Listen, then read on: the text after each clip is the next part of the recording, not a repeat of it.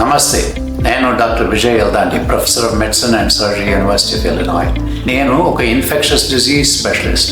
కొంతమంది ఏమనుకుంటారంటే నేను మంచిగా ఉన్నా, బ్రహ్మాండంగా ఉన్నా, నాకు ఏ జబ్బు లేదు, నాకు ఏం సిమ్టమ్స్ లేవు, నాకు మాత్రం టీబీ రాదు, ఇట్లా అనుకోవడం పొరపాటు. ఎందుకంటే భారతదేశంలో దాదాపు 30% పాపులేషన్కి టీబీ ఇన్ఫెక్షన్ ఉన్నది. కానీ అది ఇన్ఫెక్షన్ ఎట్లా ఉందంటే ఆ టీబీ దాచుకొని ఉన్నది, వాటితోని ఇంకా జబ్బు రాలేదు. కానీ అటువంటి మనిషికి షుగర్ వచ్చినప్పుడు, లేకుంటే వయసు ఎక్కువైనప్పుడు, లేకుంటే వేరేది ఏదైనా జబ్బు వచ్చినప్పుడు, ట్రాన్స్ప్లాంట్ అయినా, క్యాన్సర్ ట్రీట్మెంట్ అయినా, అటువంటి జబ్బు వచ్చినప్పుడు ఈ టీబీ జబ్బు మళ్ళా పెరుగుతున్నది. అటువంటి పరిస్థితిలో వాళ్ళకు చాలా బాధ అవుతుంది. అందుకోసానికే జాగ్రత్తగా ఉండాలి. ఇంకోటి ప్రత్యేకంగా, ఇంట్లో ఎవరికైనా ఒక్క మనిషికి టీబీ ఉంటే మొత్తం కుటుంబం అందరికీ మనము టెస్ట్ చేయాలి, టీబీ ఉందా లేదా.